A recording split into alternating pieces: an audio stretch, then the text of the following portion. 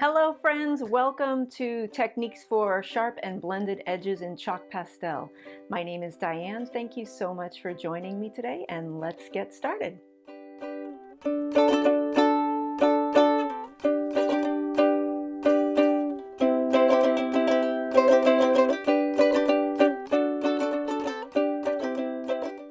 So before we begin drawing, let's just walk through the materials you're going to need for this short class. You're going to need a pencil and an eraser, or eraser on the top of your pencil is fine, a cloth or something to wipe your fingers off because pastel does get messy and dusty. You're going to need a printout of this image. It is by Georgia O'Keeffe, entitled Squash Blossom Number 2 from 1925, and it is oil on canvas. You can just search this on the internet and print out a photo of it, preferably on photo paper so your colors are nice and vibrant. If you don't have photo paper, copy paper will be fine as well. And of course you need your pastel set. So I have a set of 96 pastels. You don't need something quite this extensive, but if you have it, it's nice to have, especially if you're kind of serious about getting into chalk pastel. If you don't happen to have this same set I have, just follow along as closely as you can with the colors you have. And if you really don't have a color I'm using, like for example, if you don't have a yellowy green, but you have a yellow and a green, just use your yellow and your green together to mix and make a color similar to that. So with that being said, let's get started. So first thing we're going to do is just draw a section of this image onto our paper. We're going to be doing this bottom petal and a little part of the leaf. And the reason we're just doing a part is because it's very it's repetitive. So if you can do one petal, you can do all of them. So I'm just going to guide you through one, and you can choose to finish the picture if you'd like later. But this is just for practice.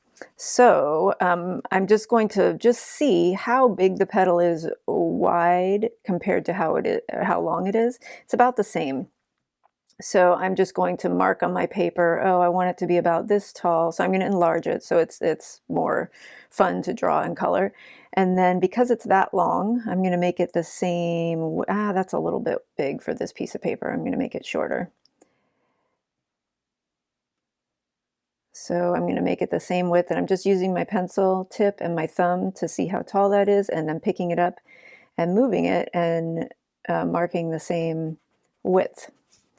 And then I'm just going to loosely copy the shape. It does not need to be exact, especially since this is just really intended to give you some practice in the pastel aspect, not so much drawing accuracy, although it is nice to be accurate with your drawing, of course, when we can. So that's approximately a good shape. I'm going to go back and refine it a little bit. I'll add this little dip at the bottom, add some bumps on the side of this petal here. That looks pretty good. Erase stuff I don't need anymore. And I will put a very faint line up the center of the petal. It looks like it leans a little bit to the left, and the space on the space on the right is a little bigger than the space on the left. So if I were to aim for something like that, that looks like it would be appropriate. And then it jogs over at the last minute and goes up. And I'll put some little fingers up here as well, since those are very specific. But they'll just sort of disappear. 1, 2, 3 fingers. Get rid of the top line. And there we go. You can take as much time as you need to for this. Pause the video if you'd like. And then we'll add a little bit of the leaf down here. So it looks like that top edge of the leaf starts right about at this bump, goes out a little bit, down, out and in. Now let's go down one more bump. And then we'll add this little gray eye hole. Something like that. And the center of the leaf. So I'm mostly just eyeballing it, and then I'm going to go back and just add the little curves and stuff on this leaf. And erase my original lines. that I no longer need and put back in the lines I just drew. And I feel like I want to make this stick out more from the flower. Now that I had it all nice, I'm going to change it. That's part of art though, isn't it? Always just adjusting and messing with it because it's fun to do that. And I'll make sure my leaf line, center leaf line points to that corner because anatomically it looks like that's what a leaf does. Okay, so blow off your, or wipe off your eraser dust. I'm already getting dirty. Now we will move on to the color part. So first, let's start with white as a backdrop or just kind of a base coat for the background. My white is dirty, as you might be able to see, so I'm going to just wipe it on my cloth here that I have off to the side, or you can wipe it on the edge of your paper, up to you. But I'm going to just start by coloring right around the edge of the leaf. But because it's white, you really get a pass on this. You don't have to be super careful to not getting any inside the leaf because the paper is also white. So it's not going to really show that much, but it's just nice to have a good base coat of white down for a very light background like this. I'm also going to put white as a first coat for these fingers up here for the same reason. Just because they're mostly very white based, so that will be the base part of that. Now I'm going to blow off the dust. If you have a trash can nearby, you can, if you have a lot of dust, you can dump it in the trash can, or if you're outside, then you can just blow it all over the place. Or maybe you're inside and you just don't care about dust getting places, so you can just blow all you want. I'm going to put some grays into the background, and the reason I'm doing the background first is because if I do the green first, it's going to be really hard for me to keep that from smearing into the gray because it's such an intense, vibrant color. But the gray is extremely neutral and light, so if I get some into the leaf, the green will easily cover it. So it's just easier to go in that direction. So we're going to take the gray and just color it where we see it. And this is where you're already going to start working on sharp edges here. So if you have square pastels like I do, hopefully you do, because these are much easier to keep sharp edges with, just put a corner of the pastel against your pencil line and color kind of, you can even sort of dab it so that it really touches the pencil line. Blow off your dust frequently so you can see what you're doing. And then when you get out into the open area, you can just color a little bit more freely. And I'm going in two different directions, several different directions, because this is very loose and painterly, and I don't want to color all one way because your lines can easily kind of show up even if you're blending and layering. So even from the very beginning, I'm putting down a very light layer of gray. And I'm not leaving any of it pure white because pure white is this. So you can see even the lightest color is actually a light gray. So I'm going to do something like that. And then here it gets really dark, but I'm going to put light gray down anyway, just as a base. And I have kind of a lot of dust, so I'm going to pick it up and dump it in the trash can. And then blend. Rubbing the color so it really evens out. And when I get right up next to the leaf, I'm going to use the very edge of my finger to try to keep those edges sharp.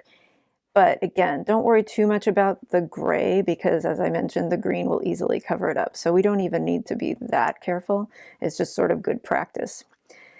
Now we'll get into some dark, oh, I forgot the little hole here. That needs to have a base of light gray as well. And there's zero white in there, so really gray can be our absolute lightest color. Now I'm going to switch to a darker gray and mostly color that little thing entirely, just sort of dabbing at it as it gets lighter off to the right, but it really isn't much lighter, so I'm really going to mostly fill that up. And then to blend it, I'm just going to dab at it a little bit, because if I rub it, that's such a small shape, so I'm rubbing some that accidentally got outside. If I rub it, it'll probably smear too much into the leaf itself, and that's just not necessary. Now I'm going to put some dark gray at the base here of this shape going into the leaf, as well as up here. Even though it's still not dark enough for up here, it's just a good layering color. Blow off the dust and go back and blend. I'm going to use my pinky finger for this because it's getting a little smaller in there, and the edge of my finger again to blend right up next to the leaf wherever I can. Here it's easier because there's all this wide open space. Here I kind of had to fudge it in a little small area.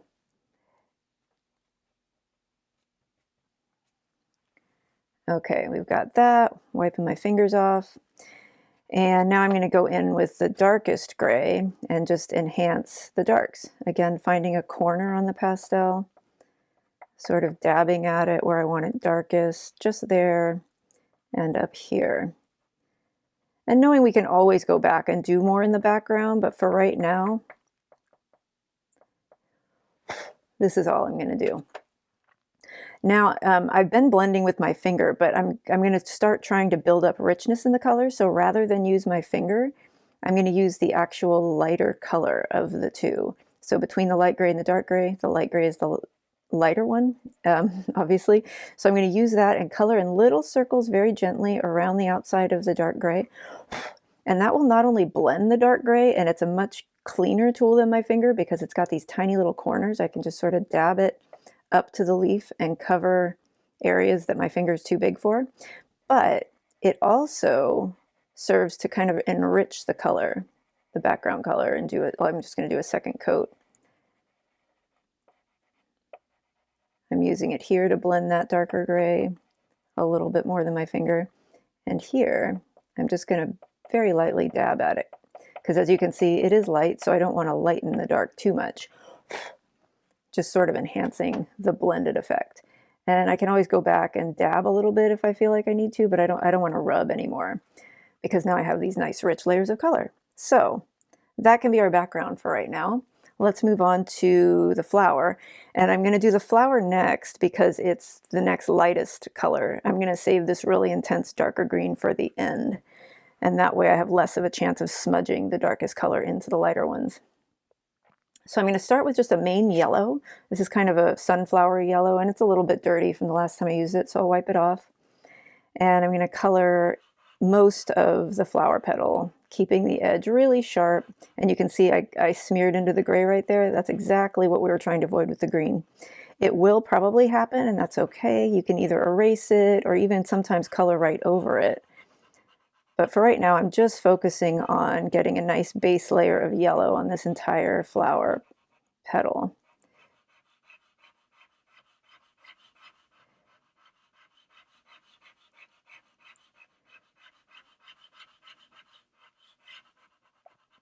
And I'm going up almost to the bottom of the fingers, but I'm leaving a little extra space there for some smearing of those greens into the yellows. It's always nice to build up a really rich layer of whatever kind of main color there is in chalk pastel because it's so chalky and light that if you're kind of ginger with it and you start putting in each color next to each other, there's often what I like to call a lot of ghosting. That's not a term I've heard anywhere. I just sort of made it up because that's what it looks like to me, is like paper showing through the image. So if you put a nice rich layer of color down first, you usually can avoid that. And your color looks very finished and well applied at the end of your picture. I'm going to take this and dump it into the garbage, the dust, I mean, not the picture. And I'm going to blend with my finger, making sure it's clean. My finger is first. I'm not too concerned about the edges, just sort of the body of it because I was very careful around the edges. And now I'm going to layer some more yellows. So this one's more of an orangey yellow, which is very dominant in this picture.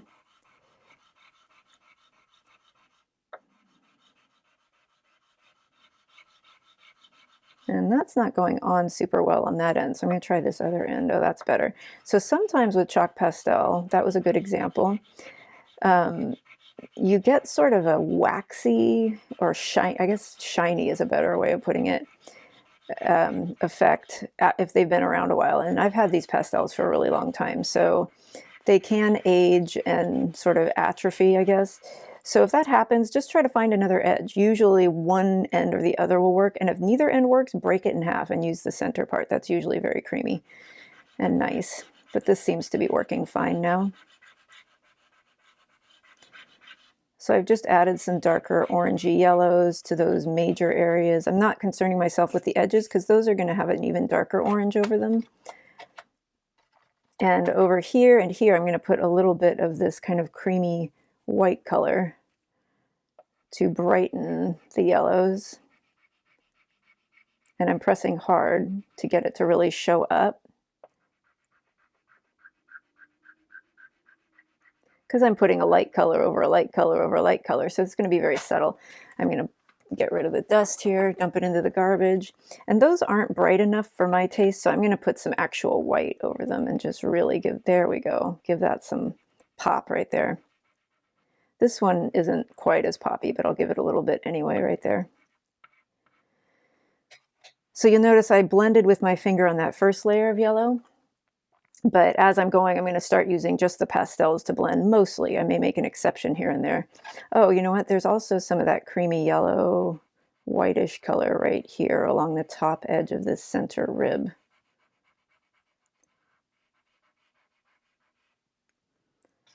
So you'll notice we're paying a lot of attention to sharp edges and the blends in these colors. And that's what this whole class is about, is just kind of learning techniques for creating sharp and blended edges in chalk pastel.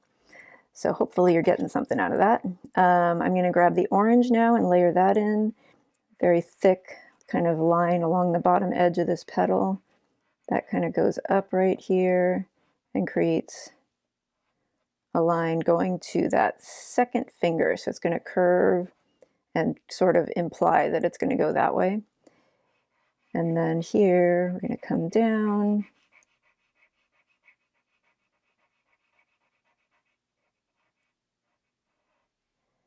And along this bottom edge.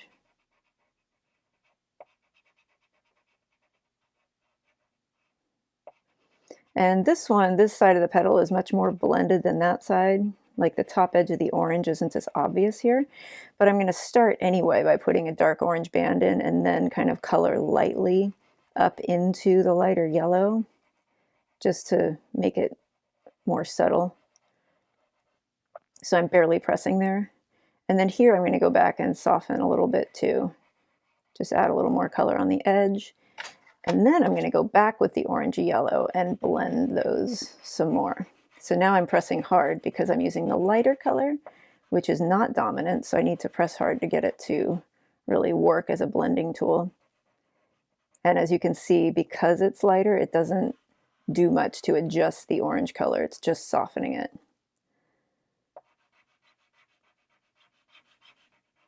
And this one I'm going to press hard and really blend.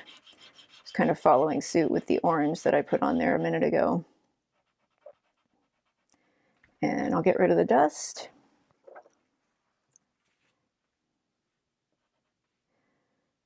And blend that little line out. Kind of blend this bottom edge a little bit better. Blowing the dust off. Okay, now I'm going to go up into these little fingers, get those handled. So my yellow is pretty clean. I'm going to start with yellow since that's there. It's not that obvious, but there's a little yellow in that middle finger and a little bit on the left one. I need to also just go back here and get right up to the edge of my petal. I never did get rid of that black smudge either. Make sure your eraser's clean if you're going to erase over anything. And that didn't really go away, but I'm just going to try to cover it again with some yellow. And if that doesn't work, I fudge it and put a little orange there, even though there isn't any in the picture, because that's what we do as artists. We make something beautiful out of a mistake. And that is good enough. Okay, so I got the yellow into the little fingery things. Now I'm going to grab kind of a bluish green and put these hints of green around the outside edges of the fingers and into the petal a little bit where it seems like it goes in there. Kind of over the top. Certainly between each finger, I'm just making a little line with the corner. And then this one is very dominant. Goes all the way to the bottom and even gets a little bit thick right here on the left.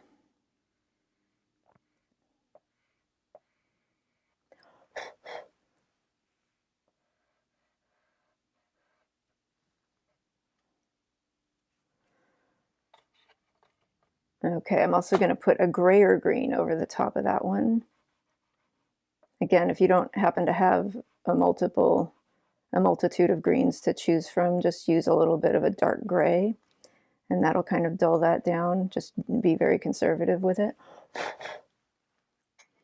And now, to blend it all, I'm going to go back with my white and blend some in white, certainly the top edges here, just by rubbing the white into the green a bit. Only on the left side here, because I want the right side to stay very sharp. And then I'm going to wipe my pastel off and go back and do the right side, but because I wiped it off, it shouldn't smear the color quite so much. And I was wrong, it totally smeared the color quite a bit. So that means I'm going to go back with the green and resharpen that corner, that edge.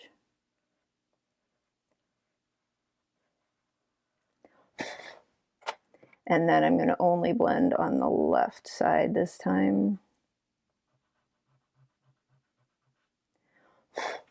Okay, now for the, excuse me, the yellow or the green on the left side of that rib, I'm going to use the orangey yellow because that's the color inside the petal right here. And make sure the corner of the pastel is right up against the edge of that middle rib. And just kind of lightly color up and down. If you want to smear it out more, try coloring in circles. If you want to keep it the same size, just go straight up and down. Oop, got a little stubborn dust there. And then I'm going to do the same thing over here where the green kind of goes into the yellow part.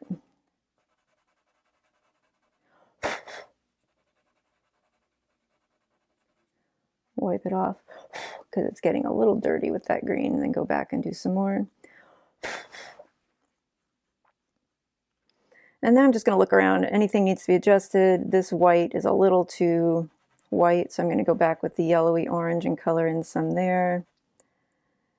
This is a little too white as well. Just color very lightly with the yellow over that. And I'm feeling pretty good about the flower petal. So now we'll move on to the leaf. And that's just going to be a layering of many greens. We'll start with the dominant one. So we'll put some white down first. I guess I should have done this in the beginning, but I'm just now seeing how bright and light this green is. So I'm going to put in some white right there first as a first layer.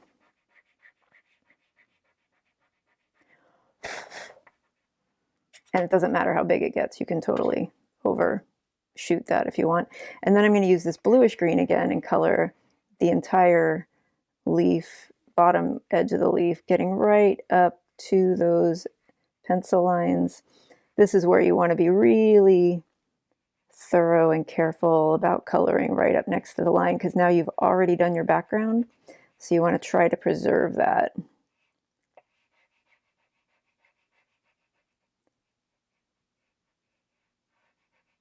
And then just color really thoroughly so that you cover up all the white. And here, where I've just colored white, I'm going to go a little more lightly with the green. I do want it to be thorough, but I want it lighter, which is why I put the white down in the first place. And I'm going to stop short right about here, put a little bit of blue in. And on the top of that leaf, I'm going to put a little bit of an olivey, or that same grayish green I used up here, which is very similar, but there is a subtle difference.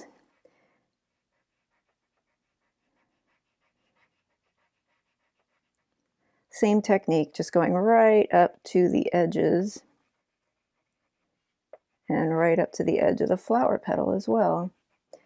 On this particular edge, there's a little bit of a blend between the orange and the green, but I'm not going to concern myself with that right now. I might go back and do it later, but for right now, I'm just going to treat it like the rest and keep a nice sharp edge. I'm not going to go all the way to the bottom of that part either because that's extremely dark, so there's no point. I will go down here with this color and fill in a little bit of this bottom edge here.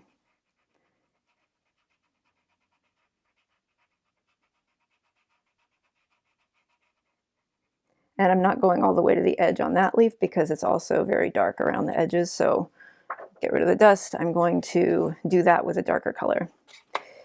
Now that I've got all that, let's see, I'm going to go back with the white and use the white very lightly to blend this lighter part of the green, pressing very lightly, just trying to use it as a blending tool, not so much trying to lighten that color.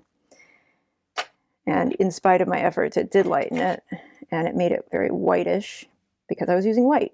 But now we can put a little yellow over it just to make it more matchy-matchy to the reference.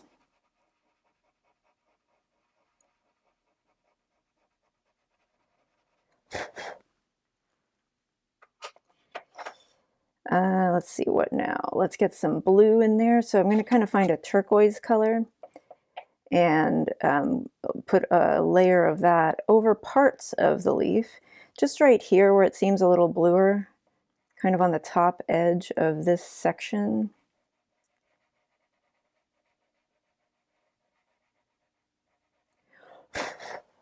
Blow off the dust, dab at it. And down here, certainly, over the grayer green.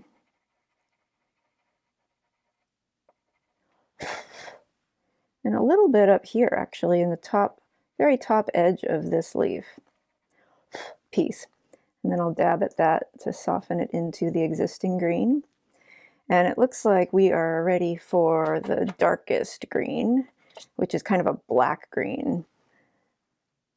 And I'm going to use that to fill in those dark edges. And this is where the form and sort of finished look should start to really come out, where we put these darks in. There's some there, certainly some right here, because this is going to define the shape really well. Kind of goes out around that little eye hole thing. Actually, I'll need some lighter green there too. It's not completely dark right there. And then I will use it to define the edge of this little piece sticking out, and just try to create some bumps and lumps similar to what I see in Georgia O'Keeffe's gorgeous squash blossom painting. And I'm going to sort of dab with it, just use the tip of it to sort of dab into the lighter green, excuse me, to blend it. Then I'll go back with the colors I used before. So this bluey green, the main green, not the bluer one, not the turquoisey one that I used, but the actual first green. And I'll use that to kind of blend up here. Now I'm sort of mixing and matching because I already have this shape colored in, so using a green that's so similar to it and right below it isn't going to make a difference since I'm blending a black. It simply won't show up as being different from the green that I put there to begin with, which was the grayer green. Gee, I hope that made sense. I think I just confused myself even with that sentence, but if my guess is right, you're following along loosely, but having your own experience anyway, so hopefully that works out. Anyway, so that's pretty much it for this. I can go back and noodle it. Looks like there's some little white paper showing through, so I can go back. I could add some more specific edges, blend more. You could erase if you need to, add more colors, adjust edges or blends as you want. Oh, you know what? I didn't show you this part. I'd mentioned that the orange and green blend together there. So I'm going to go back with the orange and just rub into the green. And I'm using the orange because it's a lighter color than the green. So you usually want to almost always use the lighter color to blend. If you use the darker one, then I'm just coloring green into the orange. But if you use the lighter one, it doesn't really show up over the darker color, but it does blend. So that's a good trick.